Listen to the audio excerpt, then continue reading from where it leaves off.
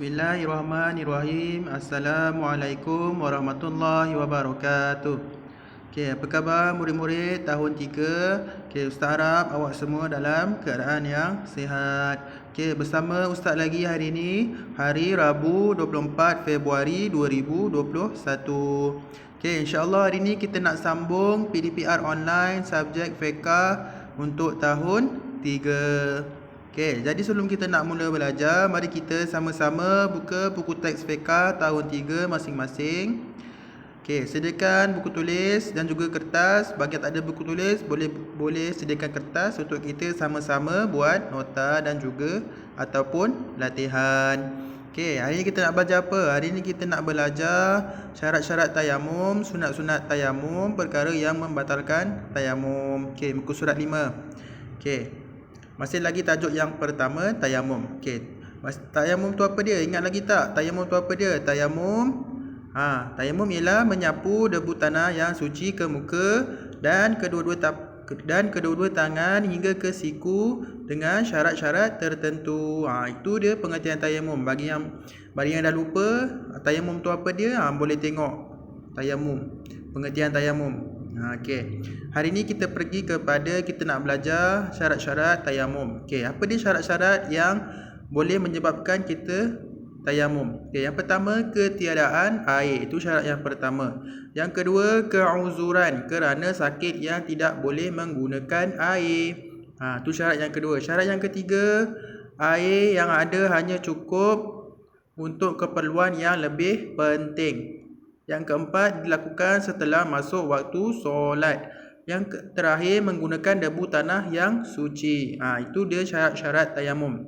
Okey. Syarat yang pertama apa dia tadi? Ketiadaan air. Okey, syarat yang pertama sekali, bila kita boleh tayamum, bila tak ada air. Yang kedua, bila kita ada keuzuran. Keuzuran tu maksudnya apa? Sakit yang tak boleh kena air, baru kita boleh tayamum.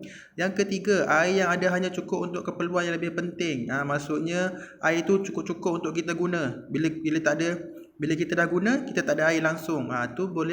Tu baru boleh kita tayamum. Yang keempat, dilakukan setelah masuk waktu solat. Okey, bila kita nak tayamum, pastikan dah masuk waktu solat dulu, baru boleh tayamum. Yang terakhir, menggunakan debu tanah yang suci.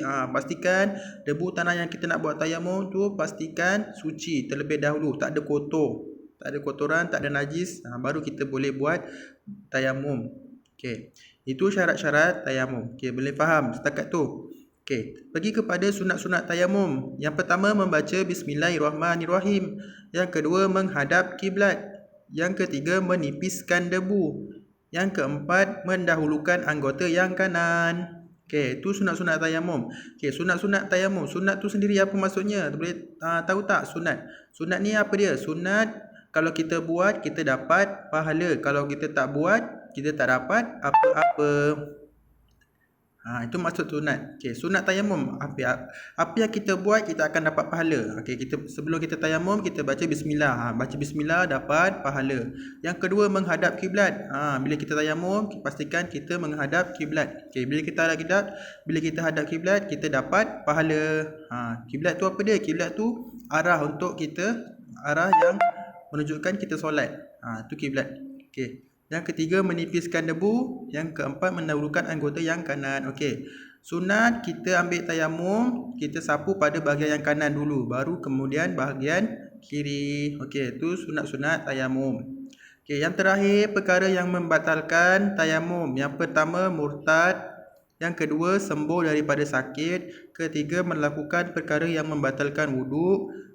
Luput waktu solat, ada air sebelum solat. Okey, itu perkara yang membatalkan tayamum. Okey, murtad tahu tak apa dia? Orang yang dah keluar daripada agama Islam, maksudnya dia tak beriman dengan Allah dan juga Rasul, dia masuk agama lain. Masuk Cina ke, masuk agama Buddha ke, agama Hindu ke, itu maksudnya murtad, keluar daripada agama Islam. Lepas tu apa dia? Sembuh daripada sakit. Bila kita dah sembuh daripada sakit, maksudnya bila kita sakit tak boleh kena air, lepas tu kita dah boleh kena air, maksudnya dah tak sakit, tak payah batal tayamum kita. Okey, perkara yang melakukan perkara yang membatalkan wuduk.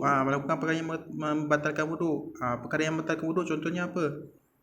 keluar satu daripada kubul atau dubur, bersentuhan lelaki atau perempuan. Itu contoh-contoh perkara yang membatalkan wudu. Okey, luput waktu solat, dah habis waktu solat. Boleh faham? Ada air sebelum solat, tiba-tiba ada air pula, kebetulan ada air, batal kita punya tayamum. Okey, boleh faham apa dia syarat-syarat tayamum dan juga sunat-sunat tayamum, perkara yang membatalkan tayamum. Okey, itu saja untuk hari ni. Okey, Ustaz harap awak faham. Okey, tugasannya tuliskan syarat-syarat tayamum, sunat-sunat tayamum, perkara yang membatalkan tayamum dalam buku tulis. Pastikan tulis hari, tulis tarikh. Yang dah siap boleh hantar melalui WhatsApp personal Ustaz. Okey, itu saja untuk hari ni. Ustaz harap awak faham dan dapat siapkan tugasan dengan baik. Assalamualaikum warahmatullahi wabarakatuh.